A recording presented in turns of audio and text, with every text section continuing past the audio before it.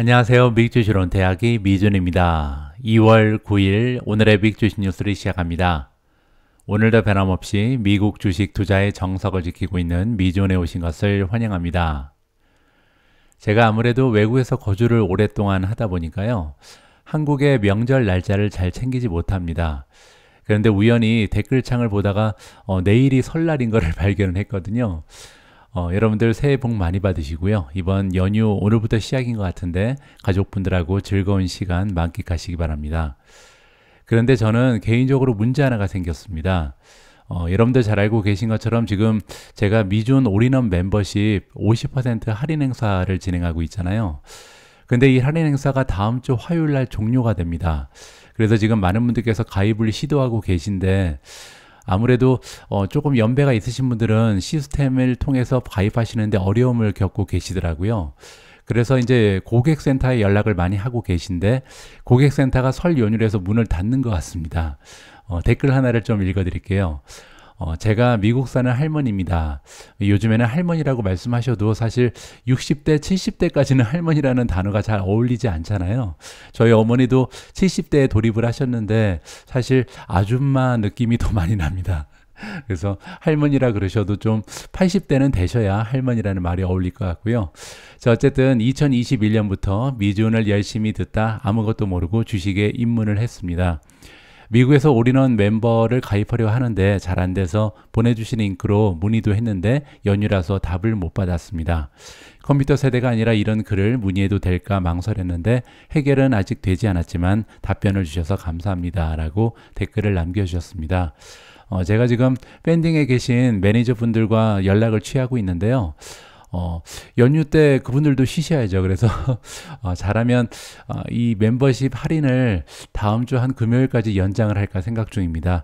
그래서 혹시 이번에 도움을 받고 싶으신데 설 연휴로 인해서 고객센터에 연락이 잘 안 되시는 분들께서는요. 다음 주 화요일 이후에 좀 컨택을 해보시면 좋을 것 같습니다. 그리고 제가 만약에 미준 멤버십 할인 행사를 금요일까지 연장하게 되면요. 월요일 방송에서 다시 한번 언급을 해드리도록 하겠습니다. 자, 그러면 2월 9일 설을 앞두고 보내드리는 오늘의 미국 주식 뉴스 바로 시작합니다. 오늘도 일단 어제 미국 증시의 시황부터 정리를 해보도록 하겠습니다. 지금 S&P 500의 맵을 보고 계신데요. 세 가지 정도의 특징을 한눈에 살펴볼 수가 있습니다. 첫 번째는요, 올라간 종목의 수, 그리고 이제 떨어진 종목의 수가 거의 비슷한 양상을 보이고 있죠. 따라서 어제는요, 강세장이다, 약세장이다, 이렇게 특징을 찾아내기가 좀 어렵습니다. 그만큼 이제 올라간 종목의 수랑 떨어진 종목의 수가 비슷하다, 이렇게 볼 수가 있고요. 두 번째 특징은요, 선명한 색깔이 별로 보이지 않습니다. 붉은색도 어떻게 보면 거무스름한 그런 붉은색이 많이 보이고요. 녹색도 특별히 밝은 녹색이 보이지 않잖아요.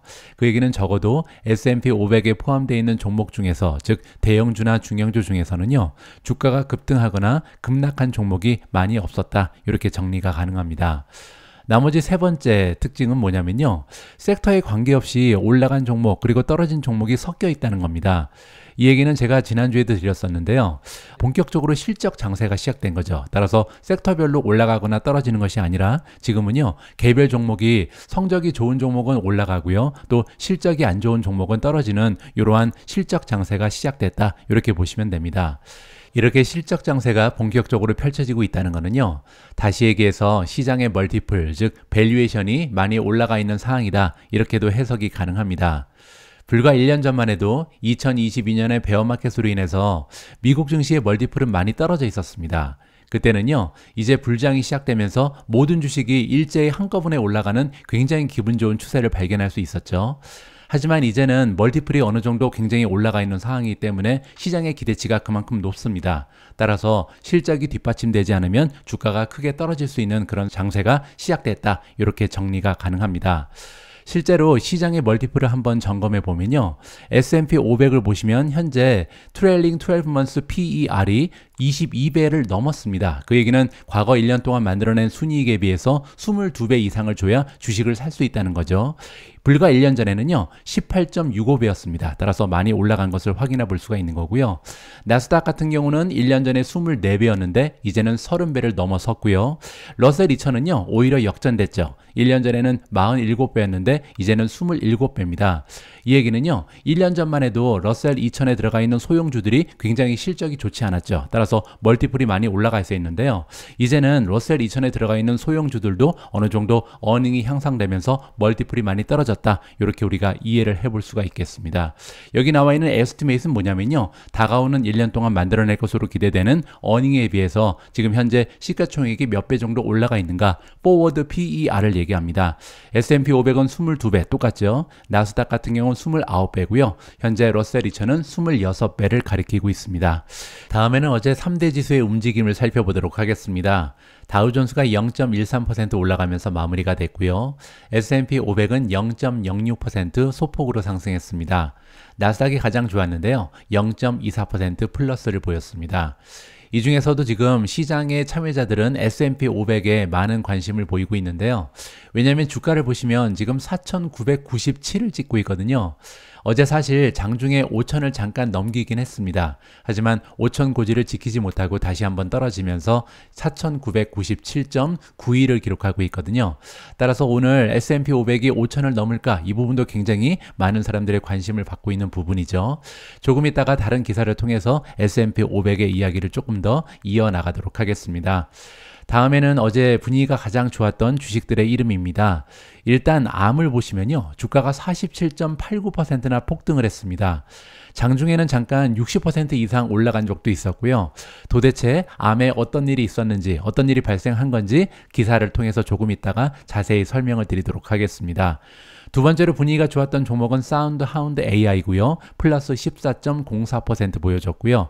디즈니가 11.5%나 올라갔습니다. 디즈니 같은 경우는 어제 제가 방송에서 잠깐 언급드린 것처럼 배당금을 50% 인상하겠다. 그리고 6년 만에 자사주 매입을 재개하겠다. 따라서 이번에 디즈니가 주가를 올리기 위해서 마음을 단단히 먹었죠. 이런 소식이 들리면서 투자자들이 환호를 했다. 이렇게 보시면 될 것 같습니다. 나비타스 오래간만에 11% 이상 급등을 했고요. 코인베이스가 플러스 8.59%, 클라우드 플레이어 플러스 8.35, 차지포인트 플러스 7.69, TSMC 7% 올라갔고요. 월프스피드가 플러스 6.89, 리비안 플러스 6.20, 업스타트 플러스 5.83, 소파이 플러스 5.48, 마지막으로 인텔리아가 5.37% 올라가면서 가장 좋은 추세를 만들어냈습니다.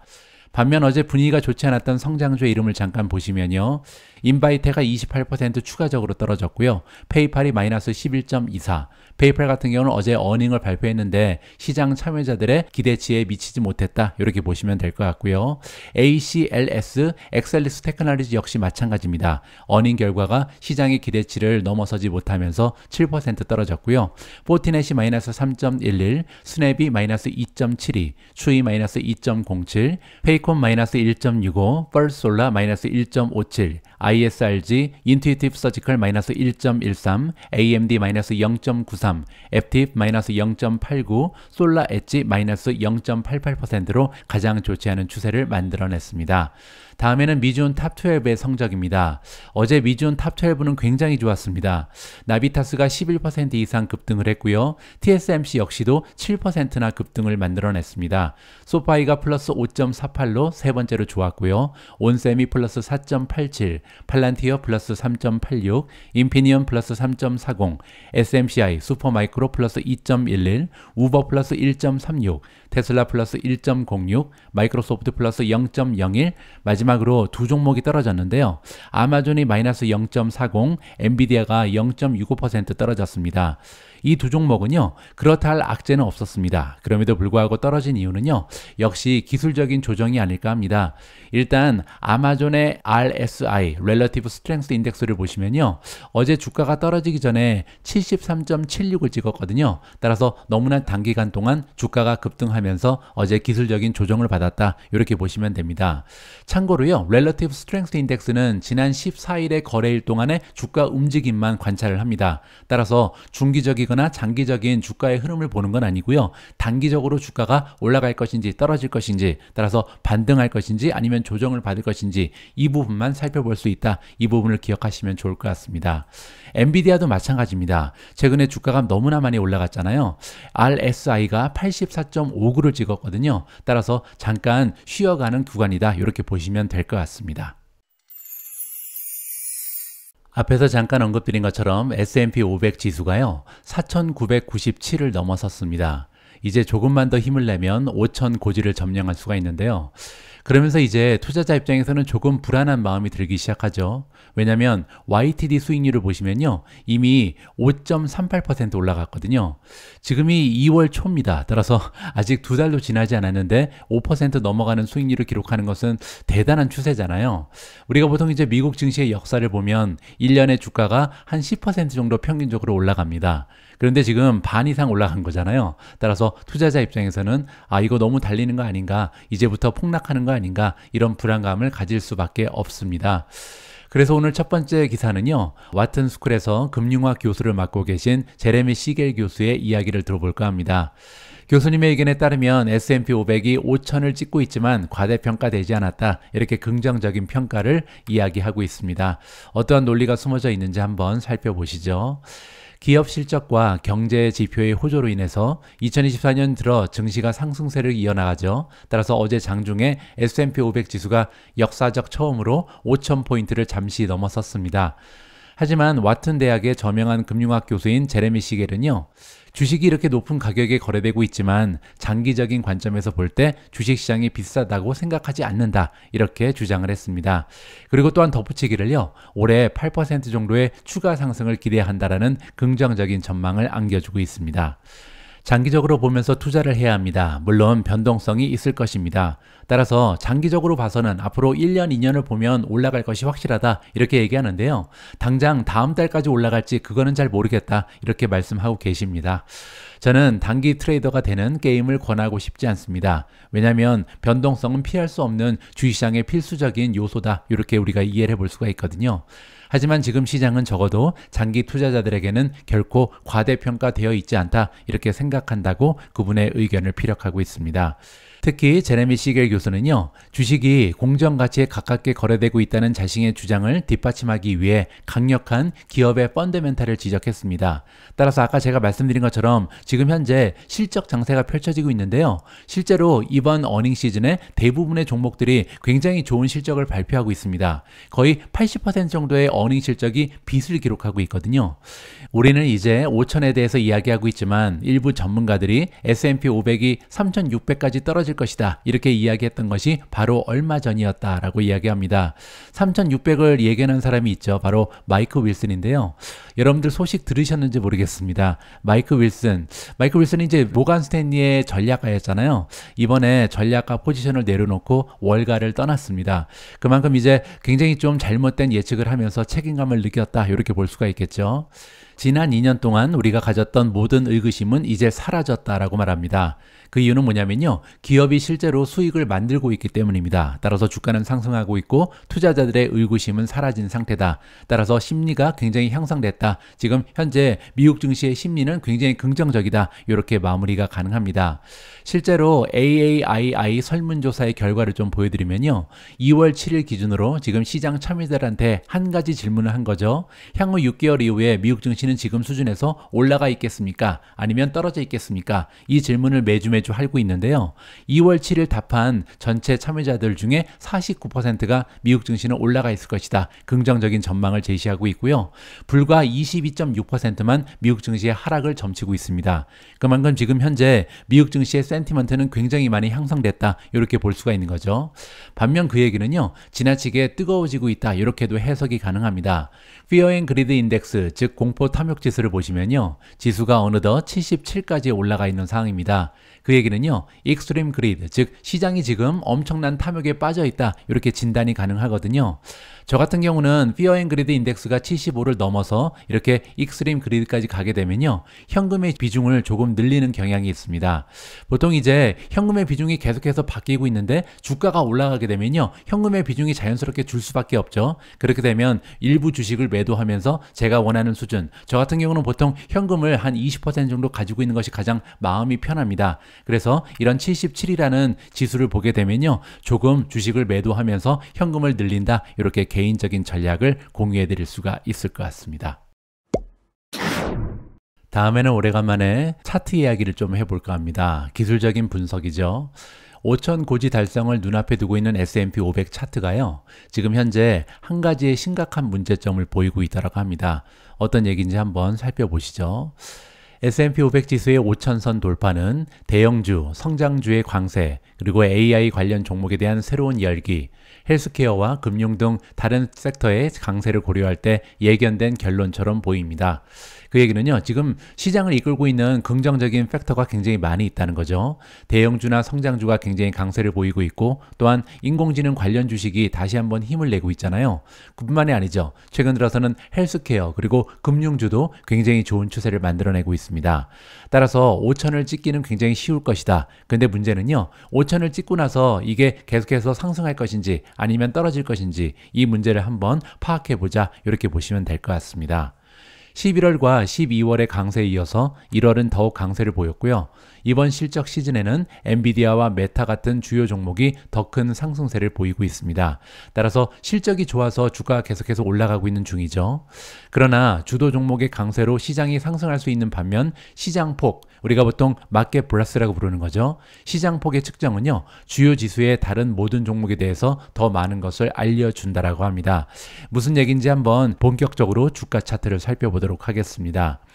아래 차트는요, 200일 이동 평균을 상회하는 S&P 500 종목의 비율을 보여준다고 합니다. 두 번째 패널인데요, 바로 이 부분이죠. 이 부분을 보시면 중간에 분홍색 점선이 있잖아요. 이 점선이 50%입니다. 그리고 이 위로 그래프가 올라가게 되면요, 주가가 200일 이평선 위로 올라간 종목, 따라서 장기적으로 상승 추세가 좋은 종목이 훨씬 더 떨어지는 종목보다 많다. 따라서 강세장을 얘기하는 거고요. 만약에 이 분홍색 점선 아래로 이 선이 떨어지게 되면요, 지금 현재 200일 이평선 아래로 주가가 떨어진 종목이 더 많다, 이렇게 보시면 될 것 같습니다. 그리고 50일 이평선을 상회하는 S&P 500 종목의 비율은 아래쪽 패널에 있습니다. 바로 이 부분이죠. 녹색 선인데요, 녹색 선도 마찬가지죠. 보통 이제 50일 이평선 같은 경우는 주식의 단기적인 추세를 살펴보는 선이잖아요. 그런데 만약에 이 녹색 선이 지금 분홍색 점선 위로 올라가게 되면요, 현재 S&P 500을 구성하는 500대 종목들 중에서 50일 이평선 이상 으로 주가가 올라간 종목이 떨어진 종목보다 더 많다, 이렇게 보시면 될 것 같습니다. 자, 그런데 여기서 이제 중요한 얘기가 나오게 되겠죠. 현재 S&P 500 지수는요, 자체 이동 평균을 훨씬 상회하고 있기 때문에 2023년 10월 저점 대비 시장 환경이 강세를 보이고 있음을 알 수 있다라고 합니다. 그 얘기는 뭐냐면요, 가장 위에 있는 차트죠. 지금 검정색으로 보이는 차트가 바로 S&P 500인데요. S&P 500이 지금 50일 이평선 그리고 200일 이평선보다 주가가 더 올라가 있죠. 따라서 굉장히 좋은 추세를 보이고 있는 것이 S&P 500이다, 이렇게 보시면 될 것 같습니다. 자, 그리고 11월 중순을 기점으로 했을 때 50일 그리고 200일 이평선을 상회하는 종목의 비율이 모두 50%를 넘어간 것을 볼 수가 있고요. 따라서 많은 종목이 비슷한 상승을 겸하고 있음을 알 수가 있다라고 합니다. 그리고 12월 중순에는 S&P 500 종목의 약 90%가 50일 이평선, 즉 분홍색 음영 영역을 상회하는 것으로 나타났기 때문에 거의 모든 종목이 상승 추세에 있음을 확인할 수 있었습니다, 라고 이야기합니다. 이 부분을 잠깐 보여드리죠. 자, 이 마지막 세 번째 차트인데요, 이 세 번째 차트에 있는 녹색 선이 만약에 분홍색 점선보다 위로 올라가게 되면요, S&P 500을 구성하는 500대 기업들 중에 지금 50일 이평선에 비해서 주가가 올라간 종목이 떨어져 있는 종목보다 더 많다, 이렇게 보시면 되겠죠.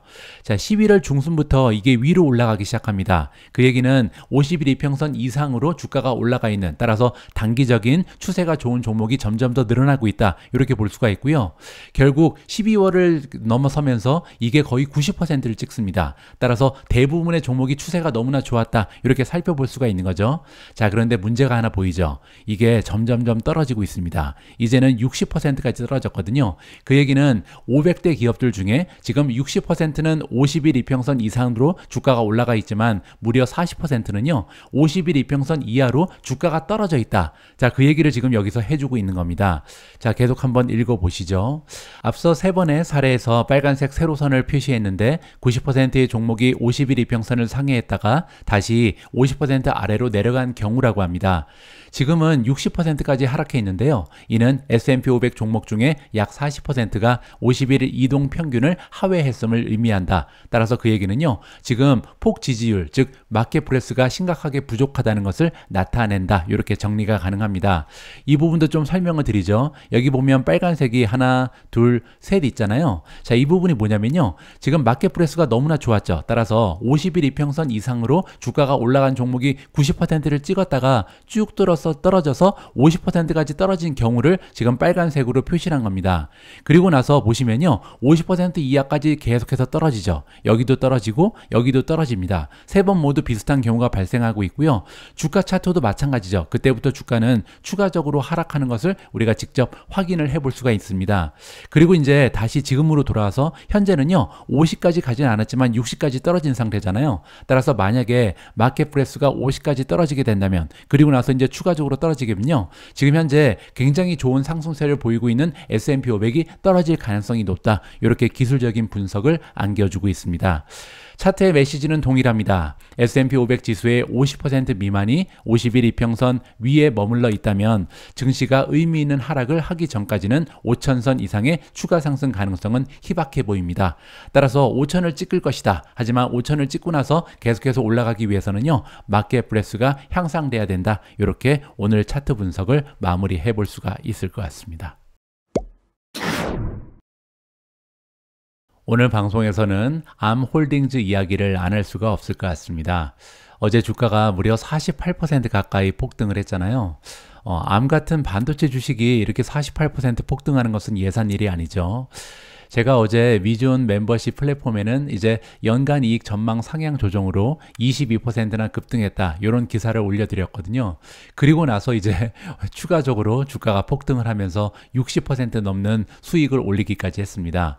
그런데 여기 댓글을 잠깐 보시면요. 499와 이번 주 미국 증시 하이라이트 기사에서 암홀딩즈의 주가가 크게 움직일 것임을 암시하고 있다. 이렇게 읽고 매수를 했다라고 남겨주신 멤버분이 계십니다. 조금 더 많이 살 걸 하고 후회도 했지만 큰 수익이 나서 감사합니다 라고 댓글을 남겨주셨는데요. 이게 무슨 얘기냐면요. 제가 매주 월요일 날 미국 증시 하이라이트라는 기사를 올려드리고 있잖아요. 방송에서도 몇 번 소개해드린 적이 있습니다. 자, 그런데 여기 2월 7일 수요일을 보시면요. 어닝 결과 발표를 앞두고 있는 기업들의 이름이 쭉 나오는데요. 여기를 잠깐 읽어보시면 옵션 거래에 따르면 어닝 보고서 발표 이후에 암홀딩 그리고 로블록스의 주가가 두 자릿수 상승할 것임을 암시하고 있다. 이런 구절이 나옵니다. 근데 실제로요. 암 같은 경우는 48% 급등했고요. 로블록스도 만만치 않았거든요. 로블록스 같은 경우는 수요일 오전에 어닝을 발표하고 나서 10% 급등을 했습니다. 그래서 지금 11.85% 일주일 만에 급등한 모습을 보이는 것이 바로 로블록스입니다. 따라서 이러한 기사 내용이 정말로 맞아 떨어졌다. 이렇게 우리가 얘기를 해볼 수가 있겠죠. 자, 일단은요. 암의 어닝이 너무나 좋았습니다. 그러면 도대체 어떤 어닝을 발표했길래 이렇게 주가가 올라갈 수 있는 계기가 마련됐는지 이 부분도 잠깐 정리를 해드리도록 하겠습니다. 자, 일단 암이 이 기간 동안 어닝 기간 동안 8억 2,400만 달러의 매출을 12월 분기에 올렸습니다.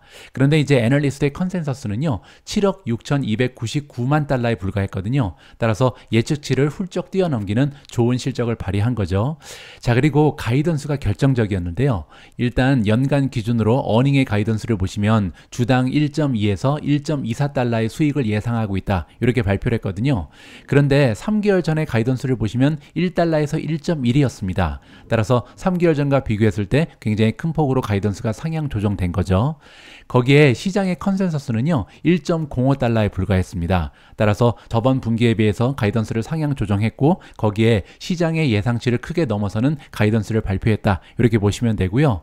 거기에 매출에 대한 가이던스도 상향 조정했습니다. 이전 매출 가이던스는 29억 6천만 달러에서 30억 8천만 달러 정도다 이렇게 얘기했는데요. 이제는 말을 바꿔서 31억 6천에서 32억 1천만 달러 정도로 늘어날 것이다 이렇게 발표를 했습니다. 지금 현재 시장의 전망치는 30억 2천만 달러에 불과하고요. 따라서 정리를 해보면 어제 일단 암홀딩즈의 주가가 올라가기 시작한 이유는요. 결정적으로 실적이 있었습니다. 어닝 결과도 굉장히 좋았고 가이던스를 큰 폭으로 상향 조정하면서 시장에서 환호성을 지르기 시작했다. 이렇게 볼 수가 있겠죠. 자, 그런데 올라가도 좀 너무 심하게 올라갔잖아요. 그 이유를 좀 살펴봐야겠죠. 도대체 60% 이상 찍었는데 그렇게까지 올라갈 이유가 뭔가 이 부분에 대한 이야기를 좀 드려볼까 합니다. 일단 첫 번째로요. 암은 발행 주식 중에 9.5%만이 공개적으로 거래가 되고 있다고 합니다. 그 얘기는요. 주식의 개수가 굉장히 작다는 거죠. 따라서 수요가 많이 올리게 되면요. 굉장히 큰 폭으로 주가가 급등할 가능성이 얼마든지 있었던 이런 주식이다. 이렇게 보시면 됩니다. 왜냐하면 아직 락업이 끝나지 않았거든요. 따라서 갇혀져 있는, 따라서 거래가 불가능한 주식의 개수가 굉장히 많다. 이렇게 보시면 될 것 같습니다. 여러분들 암의 비즈니스 모델을 잠깐 설명드리면요. 암은 반도체 설계도 아니면 기타 지적 재산권을 판매합니다. 그래서 애플을 비롯한 전 세계의 대부분의 휴대폰의 탑재재는 컴퓨팅 칩을 만드는 칩 제조 분야에서 핵심적인 역할을 하고 있다. 이렇게 보시면 되거든요. 그 얘기는 뭐냐면요. 핸드폰이 하나씩 판매될 때마다 거기에서 로열티를 받는다. 이렇게 보시면 됩니다. 그 밖에도 다른 회사에 대한 라이선스를 판매하기도 합니다. 이 얘기는요. 설계도를 만들고 이 설계도를 사용할 수 있는 라이센스를 판매한다. 이렇게 보시면 되죠. 또 하나는 방금 전에 말씀드린 것처럼 암의 아키텍처를 이용해서 제조된 이런 반도체에 판매될 때마다 로열티를 수익으로 창출한다. 이렇게 이해하시면 될 것 같습니다. 경영진도 굉장히 긍정적인 얘기를 어닝콜에서 했습니다. 수요일날 발표하기를 고객사들이 데이터 센터에서 AI 작업을 위한 엔비디아 칩을 보완하기 위해 암 기반의 CPU로 몰려들고 있다. 이런 얘기를 했거든요. 이 얘기는 뭐냐면 지금 인공지능 시대가 가속화되면서 데이터 센터에 대한 수요가 엄청나게 늘고 있잖아요. 데이터 센터를 구축하기 위해서는 당연히 엔비디아의 GPU가 필요하죠. 그런데 GPU만 가지고는 안 된다는 얘기입니다. CPU도 필요한데 이러한 CPU의 수요도 엄청나게 늘고 있다. 그리고 대부분의 CPU는 암 기반이다. 이렇게 자랑을 한 거라고 이해하시면 될 것 같습니다. 따라서 암은 엔비디아의 기술, 특히 데이터 센터 시스템에 대한 수요에 편승하고 있다. 이렇게 전문가 스트리터가 얘기하고 있고요. 칩을 제조하는 대신 반도체 설계를 만들고 라이선스를 제공하는 모델 덕분에 암은요. 많은 자본을 투입하지 않고도 빠르게 성장할 수 있는 장점이 있는 기업이다. 이렇게 AJ 벨 투자이사인 러스 몰드라는 전문가가 이야기하고 있습니다. 이러한 특징이 여전히 존재하고 이제 AI에 의해서 오히려 강화되고 있다. 따라서 회사가 보고하는 상당히 높은 로열티 그리고 라이선스 수익에 이 부분이 반영되고 있다라고 해석이 가능한 것 같고요. 자, 그런데 좀 부정적인 부분을 설명을 드리면요. 암 같은 경우는 12개월 선행 수익 추정치에 56.46배의 거래가 되고 있습니다. 이 얘기는요. 포워드 PER이 56배가 넘는다는 거죠. 자, 그런데 이 수치를 엔비디아랑 비교하면요. 엔비디아는 32.66배고요. AMD는 43배에 불과합니다. 따라서 지금 현재 엔비디아의 성장률 그리고 암의 성장률을 비교하면 물론 엔비디아가 더 높겠죠. 따라서 성장률이 더 높은 엔비디아보다도 더 비싼 주식이 암이다. 이렇게 부정적으로 해석이 가능합니다. 자, 이 부분을 잠깐 풀어서 설명을 드리면요. 지금 어닝의 전망치에 와 있습니다. 암의 어닝 전망치를 쭉 보시면요. 내년이 되면 한 1달러 49센트 그리고 2026년 정도가 되면요. 1달러 91센트 정도를 만들어낼 수 있다. 이렇게 나오고 있거든요. 자, 그러면 한 2년 안에 2달러 정도를 만들 수 있는 거죠. 한 주당. 그러면 실적 곱하기 멀티플을 하면 예상 주가가 나오잖아요. 2달러 곱하기 암 같은 경우는 한 30배 정도는 받을 수 있겠다. 왜냐하면 첨단 기술에 사용되는 반도체를 제공하고 있는 기업이잖아요. 따라서 30배를 적용하면요. 2 곱하기 30은 60달러가 나옵니다. 그런데 지금 현재 주가가 113이거든요. 따라서 멀티플이 너무나 많이 올라가 있다. 이렇게 볼 수가 있는 거고요. 자, 반면 엔비디아랑 좀 비교를 해보죠. 엔비디아의 어닝 지금 전망을 보시면요. 2026년 정도가 되면 25달러 정도를 만들어낼 수 있다. 시장의 전망치가 나오고 있습니다. 25달러면요. 우리가 엔비디아의 어느 정도의 멀티플을 주냐에 따라서 따라서 목표 주가가 다르게 되지만 25 곱하기 어느 정도가 좋을까요? 30배? 30배 정도를 한번 주면 750이 나옵니다. 지금 현재 엔비디아의 주가는 696에 불과하거든요. 따라서 엔비디아는 지금 현재 성장률과 어닝 전망을 생각해 봤을 때 멀티플이 크게 확장되지 않아도 추가적으로 올라갈 수 있는 여력이 있는 기업이다. 하지만 암은 오히려 추가적으로 올라갈 수 있는 여력이 굉장히 부족하다. 이렇게 정리가 가능할 것 같습니다. 바로 앞에 기사를 읽으면서 제가 암이라는 종목은 어떻게 보면 약간 오버밸류 돼 있다. 밸류에이션이 지나치게 올라가 있을 가능성이 있다. 이런 말씀을 드렸습니다. 물론 이제 앞으로 실적이 계속해서 상승을 하고요. 추가적으로 어닝에 대한 전망치가 상향 조정되면 멀티플은 얼마든지 떨어질 가능성도 있는 거죠. 자, 어쨌든 지금 투자자 입장에서는요. AI 열기 때문에 많은 종목들이 급상승하고 있는데 어떤 종목이 과대평가되어 있는지 굉장히 궁금합니다. 그런데 이번 기사 제목을 보시면요. 골드만삭스가 현재 가장 과대평가되어 있는 AI 관련주를 리스트로 제공하고 있습니다. 어떤 종목들이 이 불명예를 안는 리스트에 선정이 됐는지 한번 살펴보시죠. 골드만삭스는 인공지능에 대한 관심으로 인해서 거래가 급증하는 몇몇 주식들이 가장 과열 현상을 보이고 있다. 이렇게 경고의 메시지를 날렸습니다. AI에 대한 열기로 인해서 일부 주식의 가격이 너무 높아져서요. 투자자들은 과열을 우려하고 있고요. 이러한 상황에서는 투자자들이 더 이상 해당 주식의 AI 투자 논리를 신뢰하지 못하게 되면요. 변동성이 증가할 수 있고 급격한 하락의 위험 또한 커지게 된다. 이렇게 우리가 이해를 해볼 수가 있겠습니다. 기술의 혁신이 광범위할수록 채택이 지속적으로 과소평가되기 때문에 높은 밸류에이션을 더 오래 지속할 수 있다라고 이야기합니다. 그 얘기는요. 암도 이런 경우가 될 수 있다는 거죠. 왜냐하면 너무나 사용되는 분야가 많기 때문에 그렇게 되면요. 의외로 앞으로 어닝 결과 계속해서 상승할 가능성도 있다. 이렇게 이해가 가능합니다. AI의 경우에는 과평가 종목을 판단하는 것이 굉장히 어렵다. 이렇게 우리가 정리해 볼 수가 있겠죠. 그러나 골드만삭스는요. 여러 가지 지표를 사용해서 지금 현재 과대평가 되어 있는 AI 관련주를 가려내고 있습니다. 첫 번째는 옵션 거래 사항이고요. 리테일 투자자 거래 그리고 공매도 거래 내역도 살펴봤고요. 세 번째로 실적 수정 대비 주가 성과입니다. 이 얘기는 뭐냐면요. 실적이 올라가기 때문에 주가가 올라가는데 주가는 200% 올라가는데 실적은 100%밖에 올라가지 않았다. 그럼 이제 문제가 생기는 거죠. 다음은 골드만 내부 목표 가격의 상승 여력. 이렇게 여러 가지 지표를 통해서 선정된 5개의 과대평가되어 있는 AI 관련주를 살펴보도록 하겠습니다. 탑 5만 공개가 되고 있는데요. 첫 번째 종목은 오토데스크고요. 두 번째는 버티브 홀딩스, 세 번째는 아리스타 네트워크, 네 번째 크라우드 스트라이크, 다섯 번째로 AMD가 선정이 됐습니다. 각각 섹터가 다 다릅니다. 첫 번째 오토데스크는요. 엔비디아나 AMD 같은 반도체 종목과 이제 파트너십을 연계해서 소프트웨어를 구축하는 그런 기업이다. 이렇게 보시면 되고요.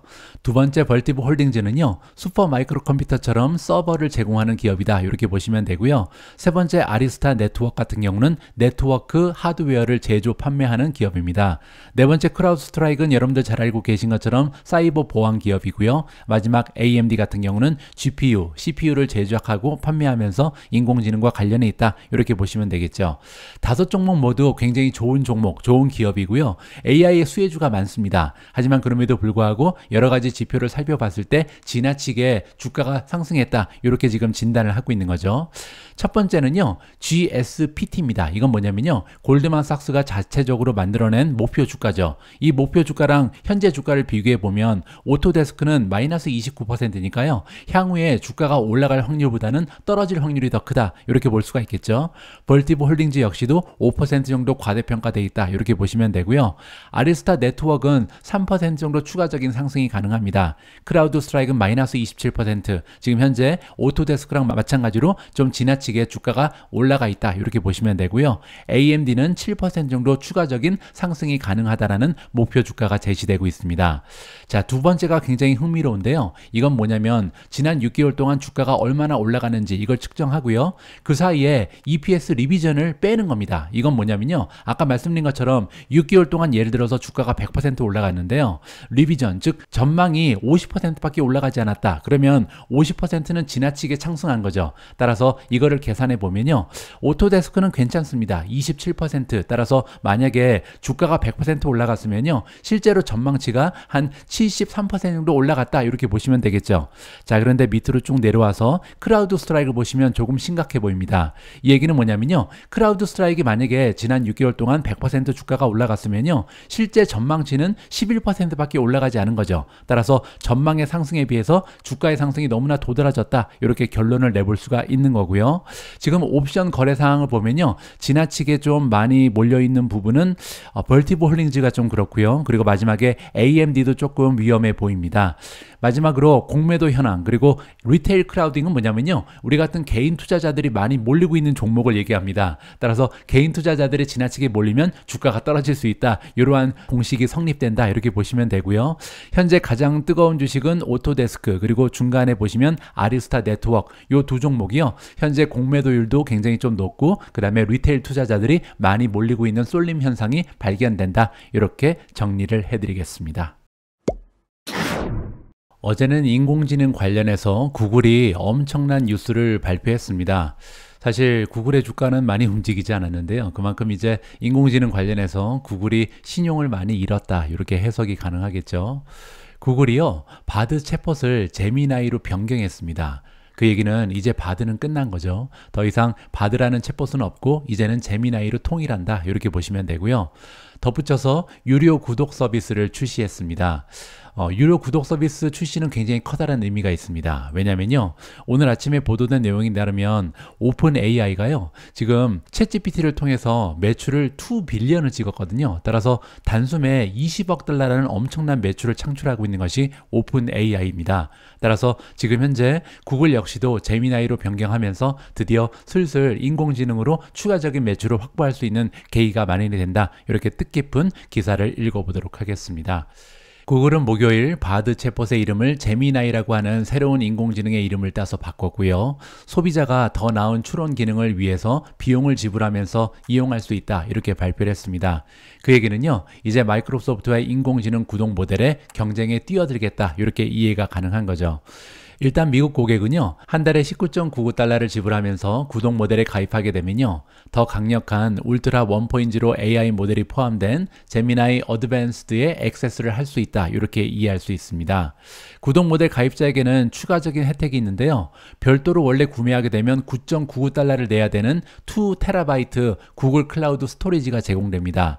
저 같은 경우는 이제 구글의 클라우드 스토리지를 이용하고 있는데 제 9.99달러를 내고 있거든요. 따라서 저 같은 사람은 10달러를 내면서 패키지를 구입하는 게 낫겠죠. 따라서 앞으로 이 구글의 클라우드를 이용하는 사람은요. 10달러만 추가적으로 내면 제미나이 어드밴스에 액세스할 수 있다. 이렇게 이해가 가능합니다.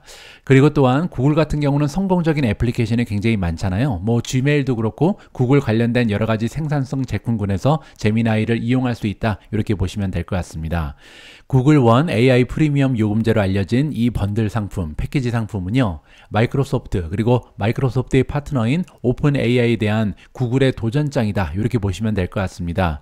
그리고 지금 현재 여러 가지 유료 AI 구독 옵션이 있는 소비자 입장에서는요. 점점 더 경쟁이 치열해지고 있는 것을 확인해 볼 수가 있는 거겠죠.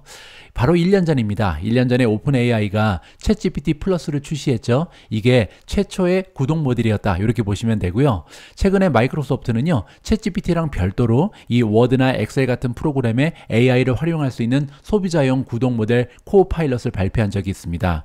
두 구독 모델 모두 미국에서 한 달에 20달러를 내야 구독할 수 있다. 이렇게 보시면 되고요. 구글에서 인공지능 제품 책임자를 맡고 있는 잭 크로치스가 나오는데요. 자, 이분은 인터뷰에서 이렇게 얘기했습니다. 클라우드 스토리지, 지메일 및 기타 통합을 통해서 구글은요. 구독이 사람들의 업무 방식과 조화를 이룰 것이다. 따라서 이 구독 모델만 신청을 하면 여러 가지 다양한 일을 할 수 있게끔 도와주겠다. 이렇게 지금 포부를 밝히고 있고요. 한 달에 20달러를 지불하면 AI 모델에 액세스 할 수 있는 것만으로는 충분하지 않다. 이 얘기는요. 오픈 AI의 구독 모델은 그냥 인공지능만 쓸 수 있지 않냐. 이렇게 얘기하는 거죠. 따라서 구글의 제미나이가 훨씬 더 낫다. 이렇게 이야기를 하고 있는 겁니다. 구글은 전 세계 대규모 안드로이드 폰 고객 기반을 활용해서 유리한 고지를 선정할 가능성이 높다. 왜냐면요, 구글은 안드로이드 사용자가요, 제미나이를 휴대폰의 기본 디지털 도우미로 선택하면요, 앱이나 전원 버튼을 통해서 아니면 그냥 음성으로요, 헤이 구글 이렇게 부르면 액세스를 할 수 있다. 따라서 제미나이랑 이제 대화가 굉장히 쉽게 가능하다. 그렇게 되면요, 세계에서 가장 쉬운 방법으로 자연어 모델 처리 AI에 액세스할 수 있는 것이 바로 구글이다. 이렇게 얘기를 하고 있는 거죠. 제미나이는 아이폰 구글 앱에서도 곧 출시될 예정이라고 합니다. 제미나이 어드밴스는요, 목요일 현재 159개국에서 영어로 제공이 됐고요. 그리고 일단 어제 미국에서 시작된 제미나이의 스마트폰 출시는요, 다음 주부터는 아시아 태평양, 라틴 아메리카 그리고 기타 지역으로 확대될 예정이고요. 일본어와 한국어를 추가로 지원할 예정이라고 합니다. 따라서 다음 주부터는요, 한국 분들은 이제 한국어로 제미나이랑 대화를 나눌 수 있다. 이렇게 기대를 올려볼 수가 있을 것 같습니다. 오늘 마지막으로 준비된 기사는요, 2024년 투자자들이 궁금해하는 5가지 질문에 대한 답변입니다. UBS라는 투자기관에서 일하고 있는 전문가의 의견이라고 보시면 되고요. 물론 이제 단 한 명의 전문가 의견에 불과하지만 우리가 이분하고 어떻게 보면 대화를 나눈다, 이러한 생각을 가지고 한번 읽어볼 수 있도록 하겠습니다. UBS 글로벌 자산 관리의 미주 최고 투자 책임자인 솔리타 마르첼리라는 전문가가 등장합니다. 2024년에 대한 5가지 주요 투자 질문에 대한 답을 제시하고 있고요. 첫 번째 질문은요, 미국 경제는 지금 계속해서 탄탄한 모습을 보이고 있는데 앞으로도 계속 성장할 수 있을 것인가? 바로 이러한 질문입니다. 마르첼리는요, 경제가 다소 냉각될 것이다, 이렇게 예측을 하는 것 같습니다. 1년 내내 성장이 둔화되겠지만 건강한 상태를 유지하면서 연착륙이 예상이 된다라고 밝히고 있고요. 또한 UBS는요, 연방준비제도 연준이 5월부터 금리 인하를 시작할 것이다 라고 예측을 하고 있습니다. 그러면서 연말까지 100베이시스포인트 인하를 달성할 것이다. 100베이시스포인트면요, 한 번에 0.25% 줄이면 4번 정도 금리 인하를 할 것이다. 이렇게 예측이 나오고 있는 거죠. 두 번째는요, 매그니피센트 7입니다. 애플, 아마존, 구글, 메타, 마이크로소프트, 엔비디아, 테슬라 이렇게 7종목이 사실상 2023년 미국 증시를 끌어왔잖아요. 그런데 이 주식들이 앞으로 계속해서 시장을 지배할 것인가? 이것이 두 번째 질문이고요. 마르첼리가 얘기하기를 메가테크 기업들이 영구적으로 주가 상승을 누릴 것이다, 이렇게 기대하는 것은요, 현실적이지 않다라고 이야기합니다. 영원히 올라가는 주식은 없다는 거죠. 왜냐면요, 기준이 높다는 것은 오차 범위가 작다는 것을 의미한다. 왜냐면 지금 지나치게 올라갔기 때문에요, 투자자들의 기대감은 계속해서 커질 수밖에 없습니다. 따라서 기대에 미치지 못하는 실적을 발표하거나 모습을 보이게 되면 주가가 떨어질 수 있다는 것을 의미하는 거죠. 단편적인 예가요, 구글의 어닝 실적이라고 생각합니다. 지난주에 구글의 어닝은 엄청나게 나쁘진 않았습니다. 그럼에도 불구하고 주가가 큰 폭으로 떨어졌던 이유는요, 한 가지의 오개티가 있었기 때문이죠. 바로 검색 엔진의 매출이 심상치 않다, 이 느낌을 받았기 때문에. 검색 엔진의 매출이 줄은 것도 아니고요, 기대치보다 미치지 못했잖아요. 그것만 가지고도 주가가 떨어질 수 있는 것이 메가테크 기업이다, 이렇게 보시면 됩니다. 따라서 이 기업들은 이제 시장을 만족시키기 위해서 완벽한 모습을 보여야 한다라고 정리가 가능하고요.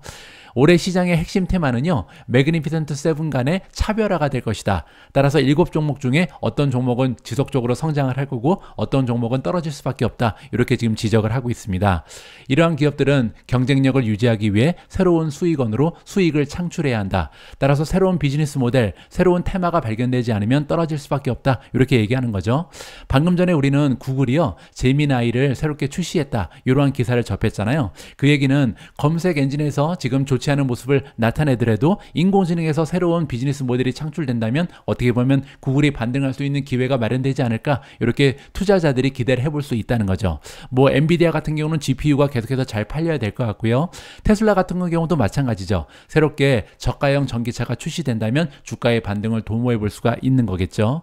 또한 올해에는 소형주가 더 나은 성과를 거둘 것으로 예상한다라고 합니다. 소형주 같은 경우는요, 대형주에 비해서 상대적으로 30% 할인된 가격에 거래가 되고 있습니다. 연방기금 금리 인하와 탄력적인 경제 성장의 혜택을 받을 것으로 예상된다. 이 얘기는 뭐냐면요, 보통 소형주는 경제에 굉장히 민감하거든요. 따라서 금리가 떨어지거나 아니면 경제가 굉장히 좋은 모습을 보이게 되면요, 대형주에 비해서 오히려 상승폭이 클 수 있다, 이렇게 우리가 이해를 해도 좋을 것 같습니다. 다음 질문은요, 인공지능입니다. 인공지능의 열풍은 과연 올해 2024년에도 계속해서 지속될 수 있는가, 이 부분인데요.